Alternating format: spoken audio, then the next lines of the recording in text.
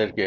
আপনারা গতকালকে দেখেছেন সামাজিক যোগাযোগ মাধ্যম, বিভিন্ন অনলাইন পত্রিকা এবং জাতীয় টেলিভিশনে যে একটা নিউজ এসেছে যে ঢাকা মাওয়া এক্সপ্রেসওয়েতে ঢাকামুখী সার্ভিস লেনে একটা প্রাইভেট কারকে আটকিয়ে ডাকাতি করার চেষ্টা করেছে।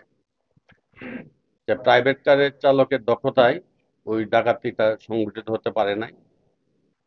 যে প্রাইভেট গাড়ির চালক যখন দেখেছে রাস্তায় প্রতিবন্ধকতা আছে, তখন সে তার উপস্থিত বুদ্ধিতে সাথে সাথেই গাড়িটি ব্যাক গিয়ারে চলে আসে। নিকটবর্তী আমাদের পুলিশ ছিল, পুলিশের শরণাপন্ন হয়। সাথে সাথে পুলিশ সহ এই প্রাইভেট কারের ড্রাইভার এবং যাত্রীরা ঘটনাস্থলে যায়, গিয়ে ডাকাত দলকে পায় নাই। পরবর্তীতে আমরা এই ভিডিও দেখে এবং খবর পেয়ে আমাদের বিশ্বস্ত সোর্স এবং বিভিন্ন তথ্য প্রযুক্তির মাধ্যমে এই ডাকাত দলকে শনাক্ত করার চেষ্টা করি এবং শনাক্ত করতে পারি। পরবর্তীতে গত রাত্রে আমরা অভিযান চালিয়ে কেরানীগঞ্জ মডেল থানা এবং দক্ষিণ কেরানীগঞ্জ থানা থেকে গত রাত্রে আমরা যে 6 জন ছিল তার মধ্যে 5 জনকে গ্রেফতার করতে সক্ষম হই। যে 5 জনকে আমরা গ্রেফতার করেছি তারা আমাদের কাছে স্বীকার করেছে তারা ঘটনাস্থলে উপস্থিত ছিল এবং ডাকাতি করার চেষ্টা করেছে।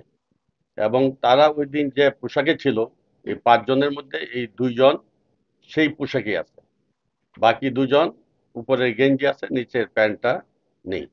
আর বাকি একজন যে সিএনজি কামাল, তার লুঙ্গি ওইটাই ছিল, কিন্তু উপরের গেঞ্জিটা চেঞ্জ করা হয়েছে।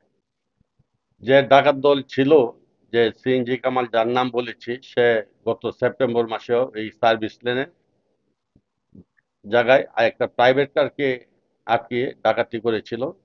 তৎপ্রেক্ষিতে আমরা ডাকাতি মামলা রুজু করেছিলাম, তাকে গ্রেফতার করেছি এবং তার কাছ থেকে আমরা ওই প্রাইভেট কারের যে আরোহী ছিল তার লাইসেন্সকৃত পিস্তল নিয়ে গিয়েছিল, গুলি সহ স্বর্ণলঙ্কা টাকা উদ্ধার করি।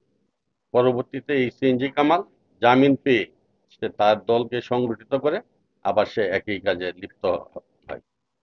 সময়টা যে সময় আমরা বলেছি, এটা আপনার ওই প্রাইভেট কারের যে মালিক চালক, তার সাথে আমরা কথা বলেছি এবং যারা ডাকাত ছিল তাদের সাথে কথা বলেছি। সময়টা ছিল 2:30 থেকে 3টার মধ্যে ঘটনা। যে আপনারা সকাল 10টা যেটা দেখেছেন ওইটা আপনার টাইমিং এর ভুল হতে পারে ওই ওয়েব ক্যামেরা। আইনগত ব্যবস্থা প্রক্রিয়াধীন।